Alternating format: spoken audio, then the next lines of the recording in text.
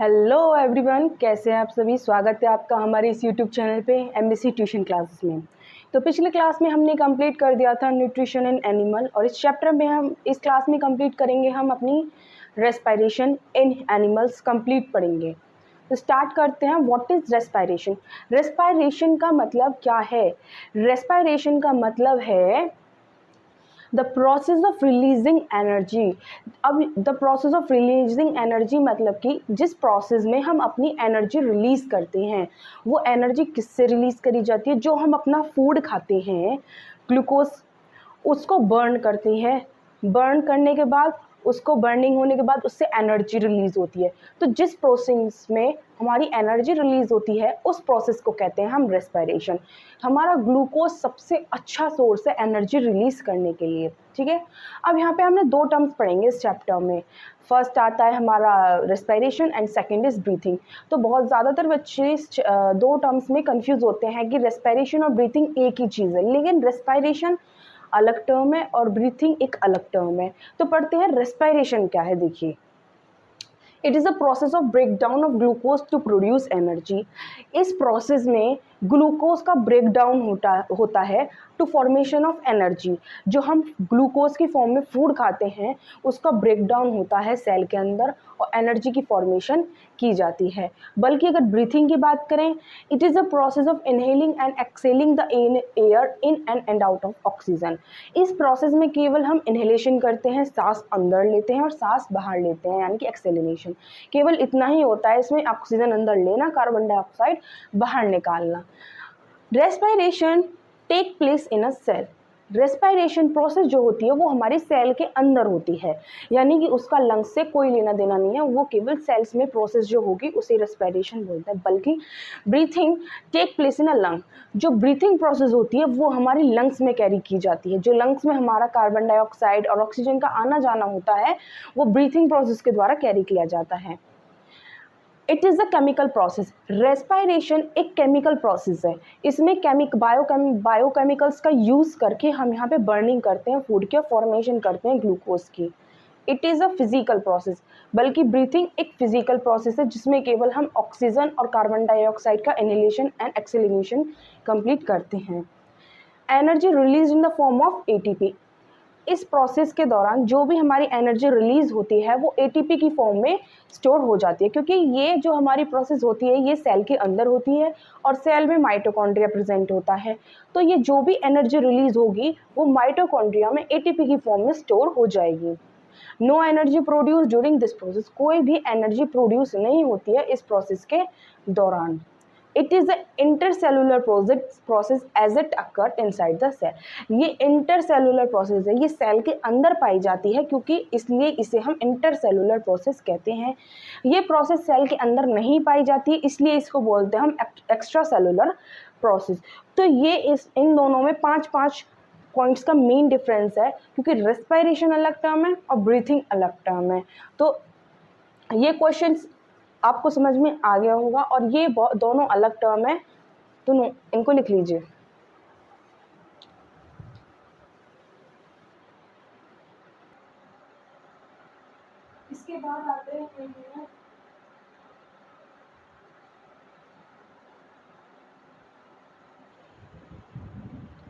इसके बाद आते हैं हमारे टाइप्स ऑफ रेस्पिरेशन, यानी कि रेस्पिरेशन कितने टाइप्स का होता है। देखिए, रेस्पिरेशन 2 टाइप्स का होता है। पहला aerobic respiration and second is anaerobic respiration. तो एरोबिक रेस्पिरेशन क्या होता है। एरोबिक रेस्पिरेशन वो रेस्पिरेशन होता है जिसमें हमें ऑक्सीजन की नीड होती है उस रेस्पिरेशन को कंप्लीट करने के लिए। और एनारोबिक रेस्पिरेशन कौन सा रेस्पिरेशन होता है, जो in the absence of oxygen complete किया जाए। देखिए, ये इनके बीच में, एरोबिक और एनारोबिक के बीच में मैंने डिफ्रेंशिएट किया है। Respiration in which oxygen is used. Aerobic respiration वो रेस्पिरेशन का टाइप होता है जिसमें हमें ऑक्सीजन की ज़रूरत होती है हमारे फूड को बर्न करने के लिए। लेकिन एनारोबिक रेस्पिरेशन उस रेस्पिरेशन में हम जो वर्क करते हैं, जो रेस्पिरेशन हमारा वर्क करता है विदाउट ऑक्सीजन के भी वर्क कर सकता है। Second point, produce considerable amount of energy for used by organism which get stored in ATP molecule. इस रेस्पिरेशन की प्रोसेस में हमें एक लार्ज अमाउंट ऑफ एनर्जी मिल जाती है जो कि हमारे एटीपी मॉलिक्यूल्स की फॉर्म में स्टोर हो जाती है हमारी सेल के अंदर। लेकिन वहीं बात करें अगर हम एनारोबिक की, तो वहाँ पे हमें उतनी मात्रा में एटीपी मॉलिक्यूल यानी कि एनर्जी हमारी नहीं बन पाती है जो कि एटीपी मॉलिक्यूल की फॉर्म में स्टोर हो। बहुत कम अमाउंट और लेस अमाउंट में एनर्जी बन पाती है एनारोबिक रेस्पिरेशन, इसलिए ही क्योंकि इसमें एब्सेंस है ऑक्सीजन की प्रेजेंस की वजह से यहाँ पे अच्छी अमाउंट में हमारी एनर्जी बन पा रही है। देखिए ये जो एरोबिक रेस्पिरेशन है मोस्टली ह्यूमन में पाया जाता है, ह्यूमन्स में पाया जाता है। एनारोबिक रेस्पिरेशन यीस्ट और बैक्टीरिया जैसे ऑर्गेनिज्म में पाया जाता है। देखिए अब ये जो रिएक्शन है एरोबिक रेस्पिरेशन कैसे हमारी सेल के अंदर वर्क करती है, एनारोबिक रेस्पिरेशन कैसे हमारी सेल के अंदर वर्क करते हैं, अब इनको हम पढ़ेंगे। देखिए सबसे पहले हमने ग्लूकोज यानी कि फूड में 6 कार्बन मॉलिक्यूल प्रेजेंट है, ठीक है, 6 कार्बन मॉलिक्यूल, बिकॉज ग्लूकोज का फॉर्मूला होता है C6H12O6, ठीक है। ग्लूकोज हमने ये हमारा फूड है ग्लूकोज, वो गया सेल के पास जाने के बाद वो साइटोप्लाज्म में उसने एंटर किया। साइटोप्लाज्म में एंटर करने के बाद ग्लूकोज का हुआ ग्लाइकोलाइसिस इज ए प्रोसेस, ठीक है, प्रोसेस हुई ग्लाइकोलाइसिस, उससे फॉर्मेशन हुई पायरुवेट की, ठीक है। पायरुवेट में 3 कार्बन के मॉलिक्यूल्स प्रेजेंट होते हैं। थोड़ी सी मात्रा में यहाँ पे एनर्जी हमारी प्रोड्यूस हुई। उसके बाद यहाँ पे अब हमें प्रेजेंस मिलेगी सेल के अंदर ऑक्सीजन की, सेल के अंदर अब हमें ऑक्सीजन यहाँ पे प्रेजेंट मिलेगा। तो वहाँ पे और ये वर्क कहाँ पे होगा, ये सेल के माइटोकॉन्ड्रिया में जाके होगा। ये तो पायरुवेट की फॉर्मेशन तो साइटोप्लाज्म में हो रही थी, लेकिन ये जो हमारी फॉर्मेशन होगी एनर्जी की वो हमारी माइटोकॉन्ड्रिया में जाके होगी। तो ये प्रोसेस अब माइटोकॉन्ड्रिया में होगी। वहाँ पर कार्बन डाइऑक्साइड बनेगा, water, energy 38 molecules of ATP that is stored in the mitochondria of a cell. इसलिए हम माइटोकॉन्ड्रिया को power house of the cell कहते हैं, क्योंकि जितनी भी हमारी बॉडी में एनर्जी की फॉर्मेशन होती है वो एटीपी की फॉर्म में हमारे माइटोकॉन्ड्रिया में स्टोर्ड हो जाती है। इसके बाद हम बात करते हैं एनारोबिक रेस्पिरेशन की। Anaerobic respiration in the absence of oxygen कैसे वर्क करता है।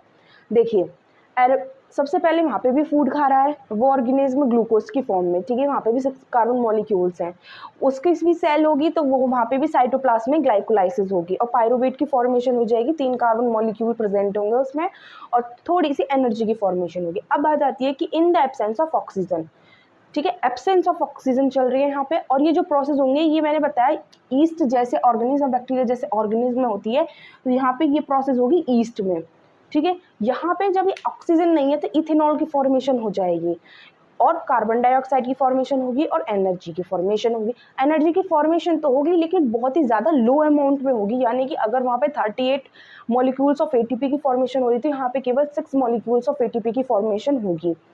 देखिए यहाँ पे इसका 6 एटीपी मॉलिक्यूल्स ऑफ एनर्जी में भी काम चल जाता है, क्योंकि ये जो यीस्ट और बैक्टीरिया होते हैं माइक्रो ऑर्गेनिज्म होते हैं, तो इन्हें इतनी ज़्यादा एनर्जी की ज़रूरत नहीं पड़ती है अपने डेली वर्क के लिए। लेकिन ह्यूमंस को बहुत ज़्यादा एनर्जी की ज़रूरत पड़ती है, तो उसको 38 मॉलिक्यूल्स ऑफ एटीपी भी कम पड़ जाते हैं कभी कभी जब वो कोई फिजिकल एक्सरसाइज या फिर कुछ हार्ड वर्क कर रहे हों। इसके बाद हमारे स्टार्ट होगा कि ये तो प्रेजेंस ऑफ ऑक्सीजन हो गई, एब्सेंस ऑफ ऑक्सीजन, तो ये यहाँ पे कार्बन डाइऑक्साइड, वाटर, एनर्जी की फॉर्मेशन हो रही है, यहाँ पे इथेनॉल, कार्बन डाइऑक्साइड और एनर्जी की फॉर्मेशन हो रही है। तो कभी कभी हम फिजिकल कुछ बहुत ज़्यादा फिजिकल एक्सरसाइज कर लेते हैं, रनिंग कर लेते हैं, तो हमारे लेग्स में और मसल्स क्रैम्प्स होने लगते हैं, दर्द होने लगता है। तो उसका क्या कारण है, वो क्यों होता है, बल्कि हमारी बॉडी में तो एनर्जी बन रही है, वो एनर्जी बनने के बाद भी हमारी बॉडी में ये मसल्स क्रैम्प्स क्यों हो रहे हैं, इसको ताड़ लीजिए, उसके बाद बताऊँगी।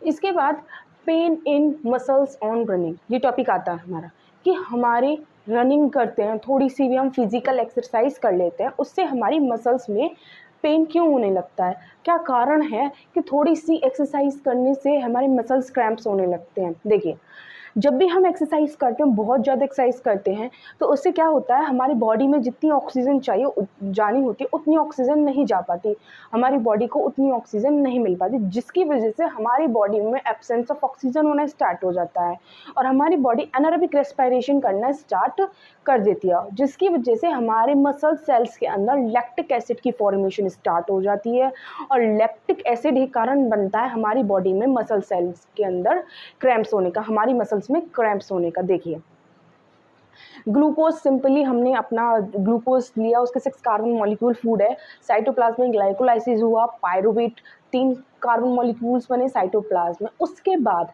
जब ये प्रोसेस होनी स्टार्ट हुई कि भाई अब यहाँ पे हमें चाहिए ऑक्सीजन की प्रोसेस, ठीक है, अब तक तो बिना ऑक्सीजन के काम चल रहा था, अब चाहिए इसे ऑक्सीजन की प्रेजेंस, तो उसे ऑक्सीजन की प्रेजेंस नहीं मिल पा रही है क्योंकि हमारी बॉडी उतनी अमाउंट में ऑक्सीजन नहीं ले पा रही, क्योंकि हम बहुत ज़्यादा फास्ट रनिंग कर रहे हैं, फास्ट फिजिकल एक्सरसाइज कर रहे हैं, जिसकी वजह से लैक ऑफ ऑक्सीजन हो जाती है। तो हमारी मसल सेल्स के अंदर ये वर्क हो रहा होता है, मसल सेल्स के अंदर लैक ऑफ ऑक्सीजन होने की वजह से हमारी मसल सेल्स में लैक्टिक एसिड की फॉर्मेशन हो जाती है, एनर्जी की भी फॉर्मेशन होती है, लेकिन बहुत कम एनर्जी की फॉर्मेशन होती है जो हमारी बॉडी को पर्याप्त ही नहीं हो पाती। देखिए When someone runs too fast, he may experience a throbbing pain in the leg. अगर कोई बहुत तेज़ी से भाग रहा है तो उसको अपने पैरों में बहुत एकदम अजीब सा दर्द महसूस होगा कि अजीब सा दर्द हो रहा है।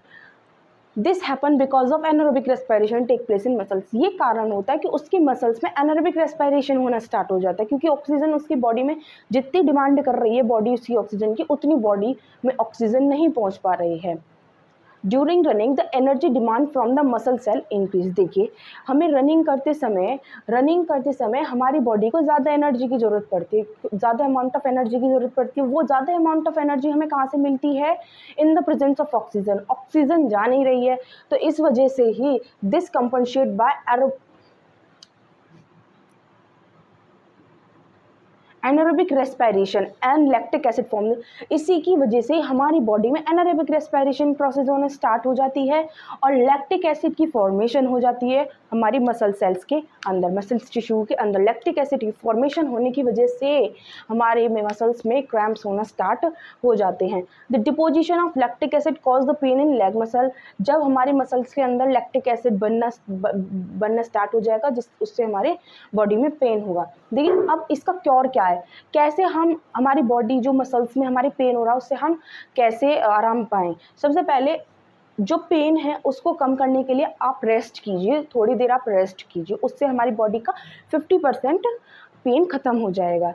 अगर रेस्ट करने के बाद भी नहीं हो रहा है तो आप एक हॉट बाथ ले सकते हैं, हॉट वाटर बाथ भी ले सकते हैं, गर्म पानी से नहाइए, जिससे हमारी बॉडी में से लैक्टिक एसिड की फॉर्मेशन होनी कम हो जाएगी। और आप एक मसाज ले सकते हैं जिसकी वजह से आपको बहुत ज़्यादा रिलीफ मिलेगा, ठीक है। देखिए इसके बाद हम पढ़ेंगे एक्सचेंज ऑफ गैसेस, यानी डिफरेंट ऑर्गेनिज्म में एक्सचेंज ऑफ गैसेस किस तरीके होती है।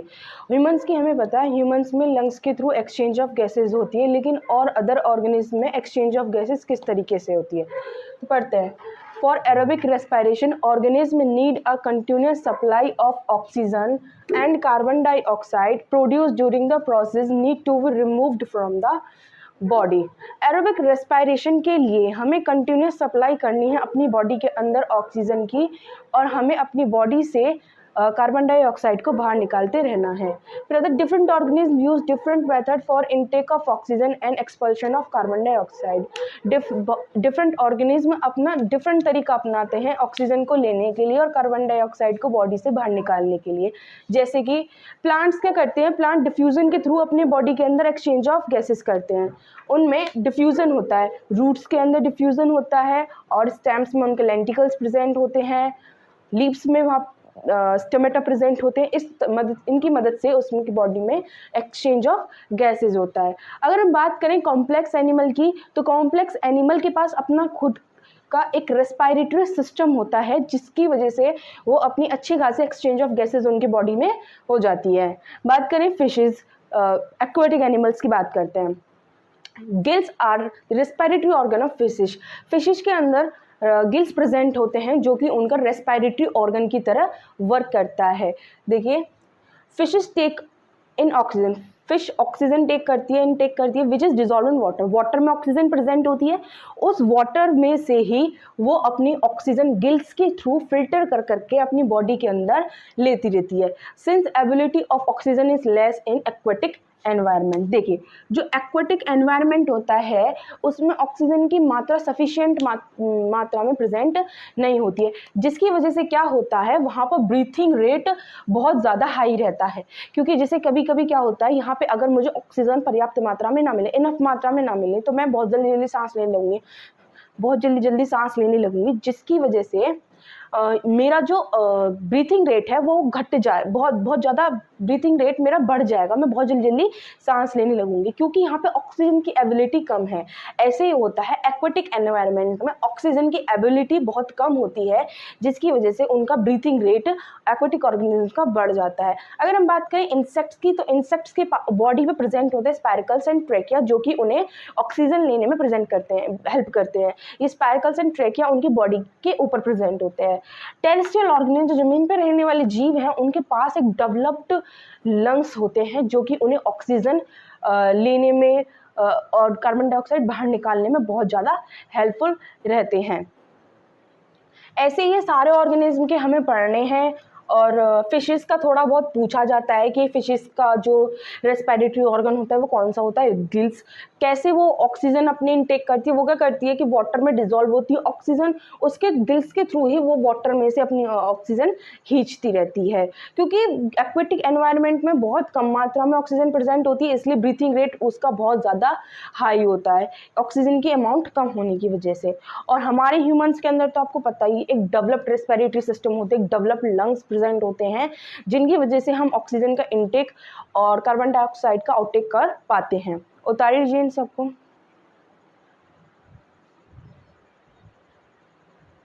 देखिए, इसके बाद पढ़ते हैं हम रेस्पिरेशन इन प्लांट्स, यानी कि प्लांट अपना रेस्पिरेशन कैसे कंप्लीट होते हैं। उसके पास तो कोई उसका रेस्पिरेटरी कंप्लीट सिस्टम नहीं होता है, उसके पास कोई लंग्स प्रेजेंट नहीं होते हैं, फिर उसमें एक्सचेंज ऑफ गैसेस किस तरीके से होती हैं।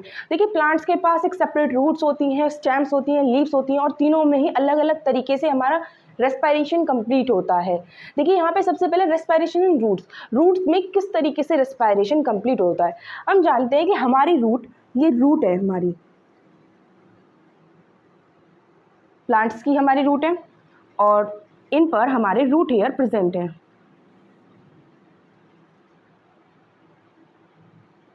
ठीक है, रूट हेयर प्रेजेंट है इन पर। अब ये सॉइल में होते हैं, ठीक है, सॉइल के, ये सॉइल के पार्टिकल्स हैं। अब इन सॉइल के पार्टिकल्स के बीच हमारे एयर के मॉलिक्यूल्स प्रेजेंट होते हैं।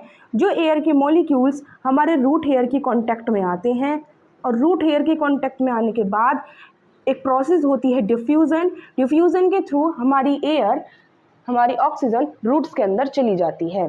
जैसे ये आई हमारी रूट हेयर इस ऑक्सीजन मॉलिक्यूल के कांटेक्ट में, और यहाँ पे डिफ्यूज़न प्रोसेस होगी, और जिससे हमारी ऑक्सीजन रूट की सेल्स पे पहुँच जाएगी। देखिए, डिफ्यूज़न क्या होती है, यहाँ पर एयर मॉलिक्यूल्स प्रेजेंट है, ठीक है, और कंसिडर कर लीजिए कि इधर साइड हमारी रूट हेयर है, ये हमारी सॉइल है। तो सॉइल में जो हमारे एयर के मॉलिक्यूल हैं कितने सारे हैं, लेकिन रूट हेयर में हमारे बहुत कम। तो यहाँ पे जो मूवमेंट होगी हमारे एयर मॉलिक्यूल्स की from the soil to the root hair, क्योंकि डिफ्यूजन कहता है the movement of particle from higher concentration to lower concentration. इस तरीके से हमारी डिफ्यूजन हो जाती है ऑक्सीजन की इनटू द रूट हेयर, ठीक है। अब इसके बाद पढ़ते हैं air is a present between the particle of a soil. Air present होती है जो सॉइल के पार्टिकल्स होते हैं उनके बीच में। The root of a plant take oxygen required for respiration from air present in between the soil particle by the process of diffusion. अब रूट क्या करती है कि रूट जो सॉइल के बीच में एयर प्रेजेंट होती है उसे डिफ्यूजन की प्रोसेस की मदद से अपने अंदर ऑक्सीजन ले लेती है, जिसकी मदद से हमारा रेस्पिरेशन कंप्लीट होता है। और ये कैसे आते हैं, जो रूट एयर होती हैं वो कांटेक्ट में आ जाती हैं with the air molecules in the soil. जो रूट एयर होती हैं, जैसे ये रूट एयर हमारे कांटेक्ट में आ रही है एयर मॉलिक्यूल जो हमारे सॉइल के बीच में प्रेजेंट है, और हमारी ऑक्सीजन डिफ्यूज हो जाती है रूट एयर के अंदर। और हमारी ऑक्सीजन, जैसे मैंने बताया यहाँ पे ये ऑक्सीजन है, ये डिफ्यूज हो रही है यहाँ पे रूट एयर के अंदर। ठीक है, मॉलिक्यूल्स यहाँ पे धीरे धीरे धीरे धीरे बढ़ते जा रहे हैं। इसके बाद हमारी सारी रूट की जितनी भी सेल्स होती है सभी के पास हमारी रेस्पिरेशन हो जाता है, सभी के पास हमारी ऑक्सीजन जो रूट ने डिफ्यूज करी थी वो सारी ऑक्सीजन पहुंच जाती है। इसके बाद आता है रेस्पिरेशन इन स्टेम। देखिए प्लांट्स क्या होते हैं, प्लांट्स दो तरीके के होते हैं, एक तो हर्बेशियस प्लांट, एक वुडी प्लांट्स। हर्बेशियस प्लांट्स जो होते हैं वो उनमें ग्रीनी होते हैं पूरे। तो जो हर्बेशियस प्लांट्स होते हैं उनके स्टेम भी पूरी ग्रीन होती है, तो उनके स्टेम पे प्रेजेंट होते हैं स्टोमेटा जो रेस्पिरेशन कराने में हमारी हेल्प करते हैं।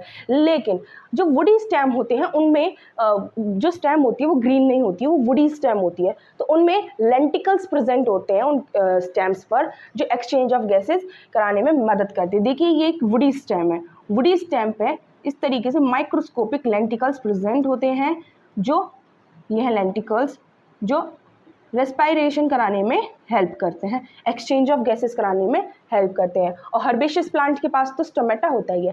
रेस्पिरेशन इन लीव्स, देखिए लीव कैसे रेस्पायर करती है ये मैंने आपको अभी पिछली क्लास में बता दिया था, जिसमें मैंने न्यूट्रिशन इन प्लांट्स पढ़ा था कि वहाँ पर स्टोमेटा प्रेजेंट होते हैं लीव्स। देखिए लीव का एक सरफेस है, यहाँ पे नंबर ऑफ टिनी पोर्स होते हैं, नंबर ऑफ टिनी पोर्स जो माइक्रोस्कोपिक होते हैं। ये जो पोर्स होते हैं इनको बोलते हैं हम स्टोमेटा। सिंगल स्टोमेटा को बोलेंगे हम, एक इसको बारे में बात करते हैं इसको बोलेंगे स्टोमा, और सारी की बात करेंगे तो स्टोमेटा बोलेंगे। ठीक है, अब ये हेल्प करते हैं हमारे एक्सचेंज ऑफ गैसेस। देखिए स्टोमेटा कैसे हेल्प करता है,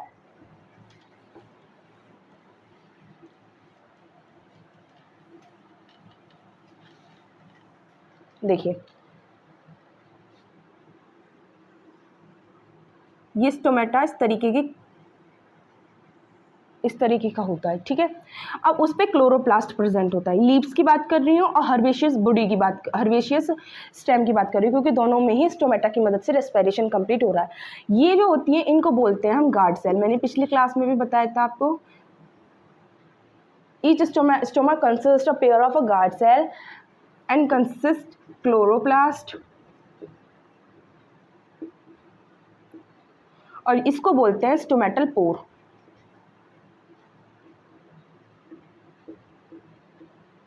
ठीक है, अब क्या होता है कि जैसे ही हमारी ऑक्सीजन आए, ऑक्सीजन है इसका कार्बन डाइऑक्साइड है, क्योंकि प्लांट्स इनहेल करता है कार्बन डाइऑक्साइड, उसने इसका गेट खटखटाया। ये क्या करता है अपने अंदर फिर अचानक से वाटर को H2O को वाटर को एब्जॉर्ब कर लेता है। वाटर एब्जॉर्ब करने से इसकी कर्व शेप आ जाती है, कर्व शेप, ये स्वेल हो जाता है, फूला फूला सा लग रहा है ना, फूला फूला सा कर्व शेप आ जाती है, जिससे कि स्टोमेटल पोर की ओपनिंग हो जाती है और हमारा स्टोमेटा ओपन हो जाता है और हमारी गैस इसके अंदर चली जाती है। लेकिन जब ये गैस बाहर निकलती है तो क्या होता है कि इसमें से जो वाटर था वो रिलीज हो जाता है बाहर की तरफ, और ये कुछ इस तरीके की शेप ले लेता है, वाटर चला जाता है बाहर, जिससे कि ये श्रिंक हो जाता है, सिकुड़ जाता है, और हमारा जो स्टोमेटल पोर है ये हमारा स्टोमेटल पोर बंद हो जाता है, क्लोज्ड। ठीक है, इस तरीके के हमारा रेस्पिरेशन होता है प्लांट्स में। प्लांट्स जो रेस्पायर करते हैं कार्बन डाइऑक्साइड अंदर लेते हैं और ऑक्सीजन बाहर निकालते हैं। तो यहाँ पे है कार्बन डाइऑक्साइड कैसे हमारी प्लांट्स की बॉडी के अंदर पहुंची है वो प्रोसेस बताई है। ठीक है, इसे उतारिए।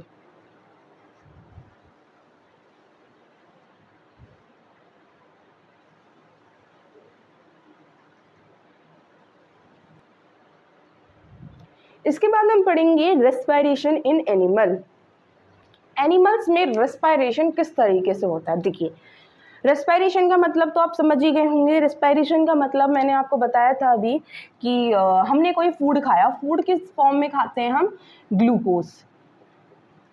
ठीक है, ये हमने फूड खाया, उसमें हमें चाहिए ऑक्सीजन की प्रेजेंस, ऑक्सीजन मिल गई हमें। ठीक है, और ये प्रोसेस हो कर रही है, ये सेल में हो रही है। ठीक है, सेल में ये प्रोसेस हो रही है।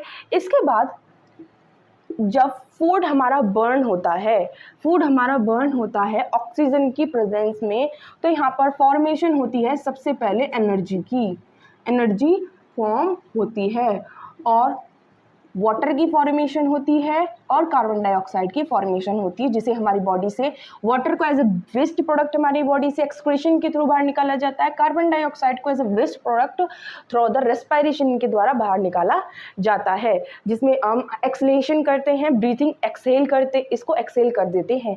देखिए अब यहाँ पर जो एनर्जी बन रही है वो एटीपी की फॉर्म में बन रही है, एटीपी की फॉर्म में, और ये जो एटीपी है ये स्टोर हो जाता है इन माइटोकॉन्ड्रिया में, क्योंकि माइटोकॉन्ड्रिया में हमारी एनर्जी स्टोर्ड होती है। अब ज़रूरी तो नहीं कि मान लीजिए यहाँ पे हमारे 40 मॉलिक्यूल्स ऑफ एटीपी बने कि हमारे 40 मॉलिक्यूल्स ऑफ एटीपी तुरंत के तुरंत काम आ जाए। तो ये जो माइटोकॉन्ड्रिया होता है ये इसको स्टोर कर लेता है कि जितनी एनर्जी काम में आ रही है उतनी ठीक, वरना कि आगे किसी वर्क के लिए एनर्जी चाहिए होगी तो हम माइटोकॉन्ड्रिया से उस एनर्जी को मांग सके। तो माइटोकॉन्ड्रिया जो एटीपी की फॉर्म में स्टोर करके रखता है एनर्जी को हमें दे देता है। देखिए आपको मैं इसे डायग्रामेटिक रिप्रेजेंटेशन के थ्रू समझाऊंगी।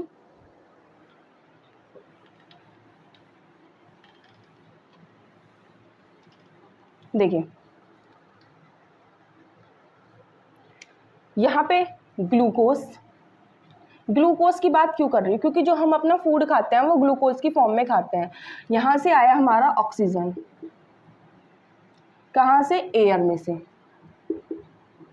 ठीक है, जो हमने इनहेल की थी ऑक्सीजन, ग्लूकोज है हमारा फूड। अब ये दोनों जाते हैं सेल के पास, ठीक है, सेल में इसका वर्क होता है, फॉर्मेशन होती है फिर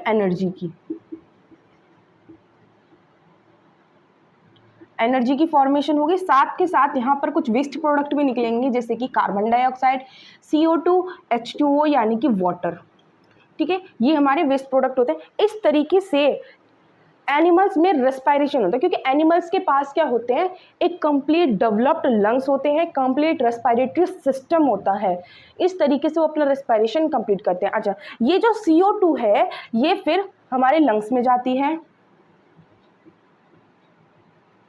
और लंग्स के थ्रू हम इसे एक्सहेल कर देते हैं,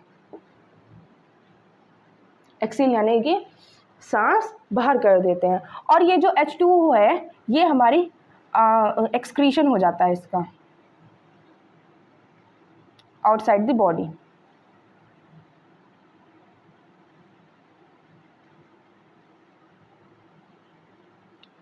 ठीक है, ये प्रोसेस होती है हमारी रेस्पिरेशन करने की।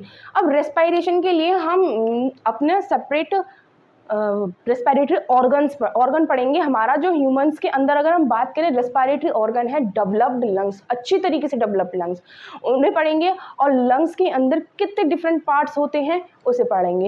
ये आप समझ गए होंगे। अब पढ़ाती हूँ मैं रेस्पिरेशन इन ह्यूमंस।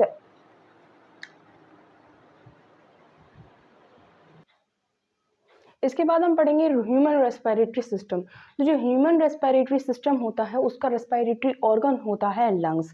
जो ह्यूमंस में लंग्स वेल डेवलप्ड होते हैं जो हमारे एक्सचेंज ऑफ गैसेस में हेल्पफुल होते हैं। देखिए लंग्स की स्ट्रक्चर है, अ पेयर ऑफ लंग्स प्रेजेंट होते हैं चेस्ट कैविटी में। इनको हम पढ़ेंगे कैसे कैसे हमारे ऑक्सीजन अंदर आती है और कैसे जाती है। देखिए सबसे पहले स्टार्ट होता है हमारा नोज से, ठीक है, नोज में हमारे अ पेयर ऑफ नोस्ट्रिल्स प्रेजेंट होते हैं, ठीक है, नोस्ट्रिल्स से गैस एंटर करी, ये हमारी बोन कैविटी होती है। बोन कैविटी के नीचे यहाँ पे हमारी बक्कल कैविटी प्रेजेंट होती है। जब हमारी नोज से ऑक्सीजन ने एंटर किया, ठीक है, तो फिर नसल पैसेज यानी कि जो हमारे नोस्ट्रिल्स का पैसेज है वहाँ पे आई। उसके बाद फिर आता है हमारा फेरेंक्स, ऑक्सीजन फिर पहुंचती है नसल पैसेज के बाद फेरेंक्स पे, ठीक है। उसके बाद यहाँ पे ये हमारी फूड पाइप चली जाती है जिसे हम ईसोफेगस कहते हैं, और ये उसके बाद आता है हमारा लेरेंक्स। फेरेंक्स के बाद आता है लेरेंक्स क्या होता है, वॉइस बॉक्स, जो हमारे यहाँ पे प्रेजेंट होता है वॉइस बॉक्स के बाद प्रेजेंट होता है हमारा ट्रैकिया। जब हमारी ऑक्सीजन फेरेंक्स में आ गई, फेरेंक्स के बाद आता है लेरेंक्स के बाद आएगी फिर हमारी वो ट्रैकिया में, जिसे हम वाइंड पाइप भी कहते हैं। जैसे कि हमारी ईसोफेगस होती है फूड पाइप, ऐसे ही हमारी ऑक्सीजन वाली जो गैसेस वाली पाइप होती है, जो कार्बन डाइऑक्साइड वाली पाइप होती है, उसे बोलते हैं हम trachea, is called a wind pipe. उसके बाद जो ये ट्रैकिया होता है इस पे रिंग ऑफ कार्टिलेज होते हैं, ये रिंग्स प्रेजेंट होते हैं। ये रिंग्स क्यों प्रेजेंट होती हैं? ये रिंग्स ट्रैकिया को कोलैप्स होने से बचाती हैं in the absence of oxygen. जब ऑक्सीजन की एब्सेंस हो जाती है तो उसकी वजह उससे कहीं ट्रैकिया हमारा कोलैप्स ना हो जाए, उससे हमारे रिंग ऑफ कार्टिलेजेस बचाते हैं। उसके बाद आता है फिर हमारा ये ट्रैकिया 2 ब्रोंकस में डिवाइड हो जाता है, right bronchus, left bronchus and the right bronchus. 2 bronchus में डिवाइड हो जाता है और हर ब्रोंकस हर एक लंग में एंटर कर देता है। ठीक है, उसके बाद जो ब्रोंकस होते हैं वो हमारे डिवाइड कर जाते हैं ब्रोंक्यूल्स में। देखिए ये ब्रोंक्यूल्स में डिवाइड हो रहे हैं। ठीक है, इधर साइड भी ब्रोंकस हमारा ब्रोंक्यूल्स में डिवाइड हो रहा है। ये ब्रोंक्यूल्स में डिवाइड होने के बाद ब्रोंक्यूल्स के बाद आता है हमारा एल्वेली। जो एल्वेली होता है ये इसे बोलते हैं हम एयर सैक। एयर सैक मानी हवा के थैले, इनमें ही आकर हमारी ऑक्सीजन एंटर करती और यहीं से हमारी ऑक्सीजन हमारी ब्लड स्ट्रीम में जाती है। ब्लड स्ट्रीम्स में जाने के बाद वो ऑक्सीजन हमारी फिर सेल के पास पहुंच जाती है। ये एल्वेली के बीच में ही, एल्वेली और ब्लड के बीच में ही एक्सचेंज ऑफ ऑक्सीजन होता है। देखिए ये यहाँ पे एल्वेली प्रेजेंट है और यहाँ पर ये ब्लड स्ट्रीम प्रेजेंट है। इन्हीं के बीच में ही exchange of oxygen and carbon dioxide होता है। फिर यहाँ से ऑक्सीजन एक्सचेंज हुई, ब्लड के पास गई, ब्लड के पास से सेल के पास गई, सेल ने फिर कार्बन डाइऑक्साइड रिलीज करी, वो फिर ब्लड में आकर फिर दोबारा एल्वेली में आ गई, उससे फिर यहाँ पे ये ब्रोंक्यूल्स में आई, फिर ब्रोंकस में आई, उसके बाद फिर हमारी ट्रैकिया में आई, ट्रैकिया के बाद फिर ये दोबारा ऐसे ही फेरेंक्स, नसल पैसेज और नोज के थ्रू हमारी बॉडी से कार्बन डाइऑक्साइड बाहर निकल जाती है। ठीक है, जो हमारे पेयर ऑफ लंग्स प्रेजेंट होते हैं ये हमारी चेस्ट कैविटी में प्रेजेंट होते हैं। इनको जो मेंटेन होता ऑक्सीजन इनहेलेशन और एक्सहेलेशन को मेंटेन करता है वो करता है हमारा डायफ्राम। ठीक है, नोज, नोस्ट्रिल्स, नसल पैसेज, फेरेंक्स, उसके बाद ट्रैकिया, फिर आते हैं हमारे ट्रैकिया के बाद ब्रोंकस, फिर ब्रोंक्यूल्स, फिर एल्वेली। ये हमारा फेरेंक्स के बाद लैरिंक्स प्रेजेंट होता है जिसे हम वॉइस बॉक्स कहते हैं। इसके बाद हम इनके फिजियोलॉजी पढ़ेंगे। देखिए जो मैंने अभी आपको डायग्राम समझाया, अब उसको हम रिटिन फॉर्म में समझेंगे।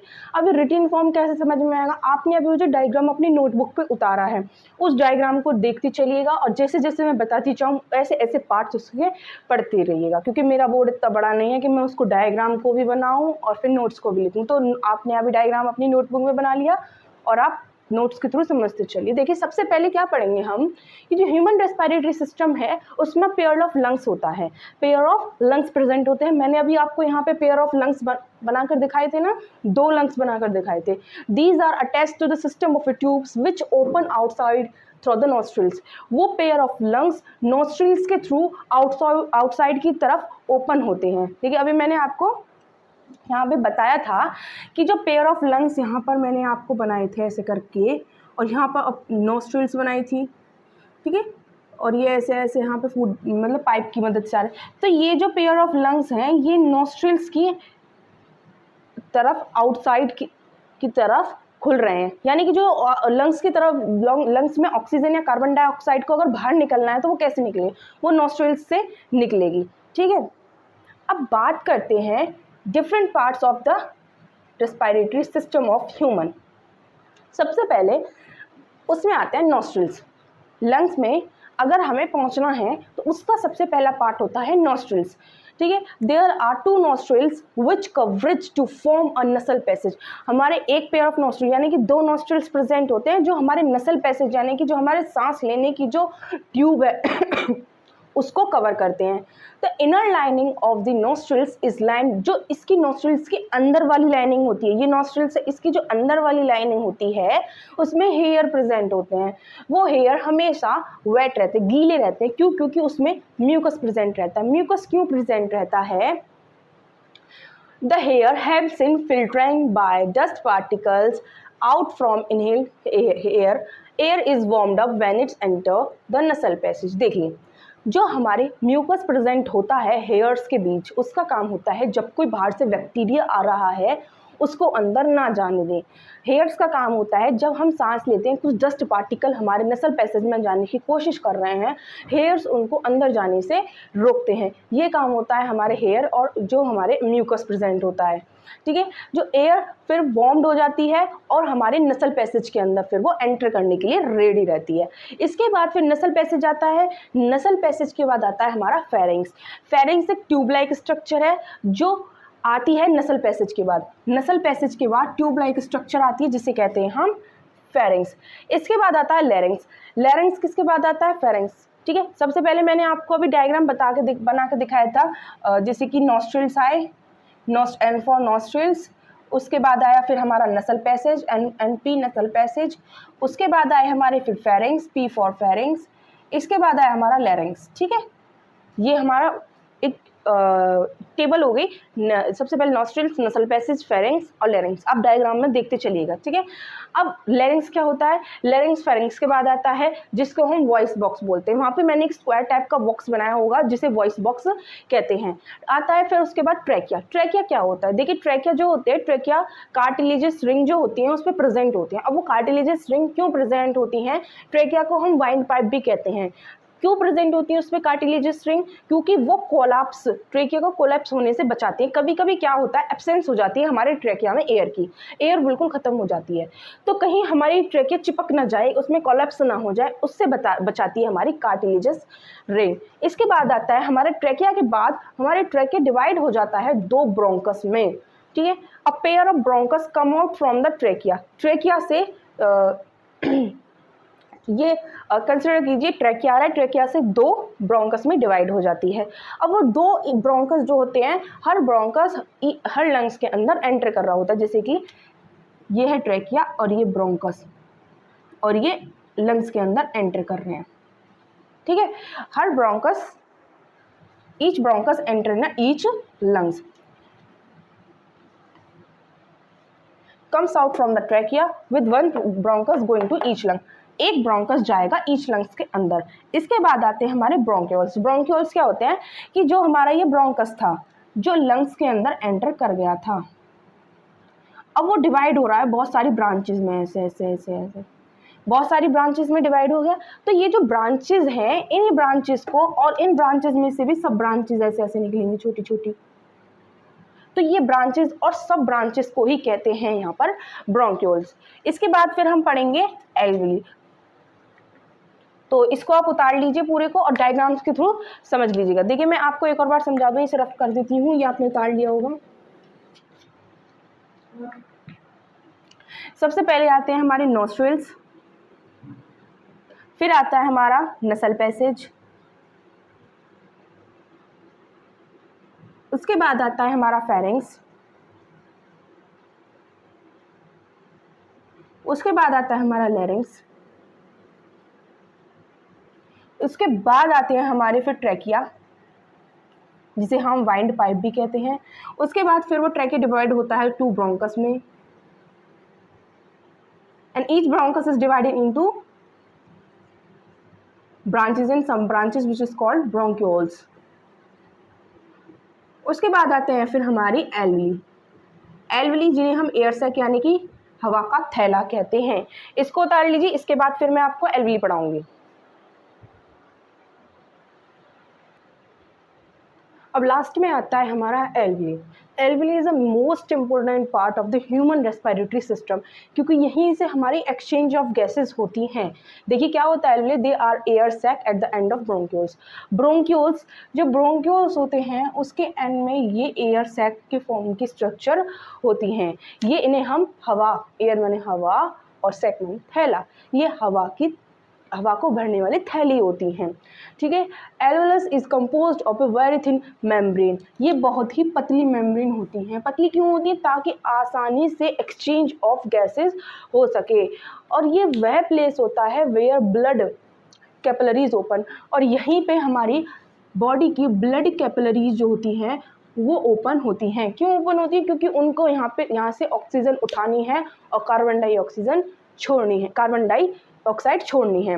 This is alveolus where oxygen moves with the blood and carbon dioxide exit from the blood. देखिए एल्वोलस में क्या होता है, कि जो हमारे ऑक्सीजन आई है वो वहाँ से वो ऑक्सीजन ब्लड में कैपिलरीज में चली जाएगी और ब्लड में जाके मिक्स हो जाएगी, और जो कार्बन डाइऑक्साइड हमारा ब्लड लेकर आया है वो एल्वेली में एंटर करेगी और हमारे लंग्स में जाएगी, और फिर उससे हमारे ट्रेकिया, फेरेंक्स, लेरेंक्स ऐसे ऐसे करके नॉस्ट्रिल से बाहर निकल जाएगी। क्यों होता है कि यहाँ पे कार्बन डाइऑक्साइड हमारे एल्वेली में एंटर करती है और ऑक्सीजन ब्लड स्ट्रीम में जाती है?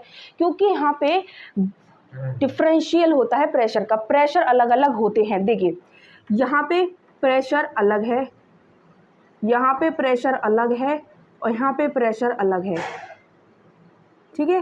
तो ये कारण होता है प्रेशर डिफरेंस का, यहाँ पे ज़्यादा है और यहाँ पे कम है, यही कारण होता है डिफरेंस ऑफ प्रेशर, और हमारा जो एक्सचेंज ऑफ गैसेस यहाँ पे हो जाता है। जैसे कि एल्वेली में हमारा जो प्रेशर होता है वो कम होता है, एल्वेली में सॉरी ये होती है एल्वेली में हमारा जो प्रेशर होता है वो कम होता है, और जो हमारा ब्लड स्ट्रीम में कैपिलरीज में होता है वो प्रेशर ज़्यादा होता है, ठीक है। तो ये प्रेशर डिफरेंस की वजह से ही हमारा जो गैसेस की एक्सचेंज हो जाती है। इसके बाद हमारा लास्ट टॉपिक आता है ब्रीथिंग। ब्रीथिंग होता क्या है? इनहेलेशन ऑफ ऑक्सीजन, ऑक्सीजन को अंदर ले जाना, एक्सेलरेशन ऑफ कार्बन डाइऑक्साइड को बॉडी से बाहर निकालना ही ब्रीथिंग कहलाता है। देखिए मैकेनिज्म ऑफ ब्रीथिंग जानते हैं। ब्रीथिंग जो कंप्लीट होती है हमारी 2 स्टेप में कंप्लीट होती है, इनहेलेशन और एक्सेलरेशन, ठीक है। इसका मैकेनिज्म क्या होता है कि मान ये हमारा है लंग्स प्रोटेक्ट होते हैं रिब केज से, ये ऊपर से ऐसे प्रोटेक्ट किए जाते हैं पूरे, ठीक है। ये जो हमारे दिख रहे हैं इनको बोलते हैं हम रिब केज। अब क्या हुआ कि हमने एयर अपने अंदर सक करी, सांस ली, तो हमारा जो डायफ्राम है, ये डायफ्राम जो मैंने अभी आपको पहले डायग्राम में बना के दिखाया था, वो नीचे की तरफ मूव कर जाएगा, मूव डाउनवर्ड, और हमारी जो रिब केज है, रिब केज हमारी फैल जाएगी, यानी कि आउटवर्ड फैलेगी, जैसे कि बाहर की तरफ फैलेगी और ऊपर की तरफ फैलेगी, ठीक है। रिब केज जैसे हमने सांस ली, हमारी रिब केज क्या होगी, बाहर की तरफ फैलेगी और ऊपर की तरफ फैलेगी। कब? जब हम एयर सक करेंगे और हमारा डायफ्राम नीचे की तरफ मूव करेगा। लेकिन जब हम अपने बॉडी में से एयर को बाहर निकालेंगे, यानी कि कार्बन डाइऑक्साइड को बाहर निकालेंगे, तो जो हमारी रिब केज है वो नीचे मूव करेगी, ठीक है, नीचे की तरफ मूव करेगी और अंदर की तरफ एकदम अंदर चली जाएगी। जैसे हम सांस छोड़ते हैं तो हमारी रिब केज अंदर चली जाती है और नीचे की तरफ जाती है, और सांस भरते हैं तो बाहर की तरफ और ऊपर की तरफ आती है। और डायफ्राम हमारा ऊपर की तरफ मूव करता है, क्योंकि हमारे जो रिब केज हैं वो सिकुड़ती हैं तो हमारा डायफ्राम ऊपर की तरफ मूव करता है, ठीक है। अब इसके बाद आता है कि ब्रीथ इन को इनहेलेशन कहते हैं, ब्रीथ आउट को एक्सहेलेशन कहते हैं। ब्रीथ इन में क्या होता है, जो हमारी चेस्ट कैविटी है वो बड़ी हो जाती है। जैसे हम सांस लेते हैं तो हमारी चेस्ट कैविटी बड़ी हो जाती है, क्योंकि हम एयर को सक कर रहे हैं लंग्स में।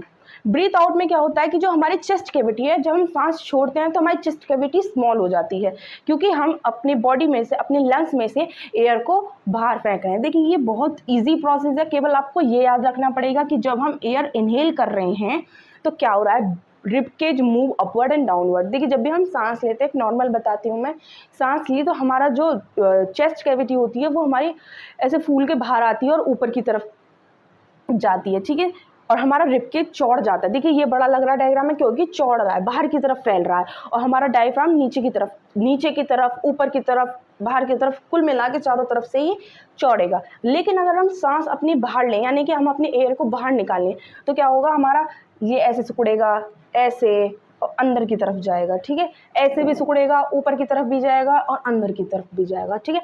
इस तरीके से हमारी एयर बाहर आती है, जिसे हम एक्सहेलेशन कहते हैं। तो ये टॉपिक हमारा यहीं ख़त्म हुआ, रेस्पायरेशन। इसके बाद हम स्टार्ट करेंगे अपना नेक्स्ट टॉपिक, लाइफ प्रोसेस का ट्रांसपोर्टेशन, जो हमारी अगली क्लास में कंप्लीट हो जाएगा। तो अगर आपको वीडियो अच्छी लगी हो, प्लीज़ लाइक करें, सब्सक्राइब करें और कमेंट करें, और पढ़ते रहिए, हंसते रहिए, मजे लेते रहिए। Thank you.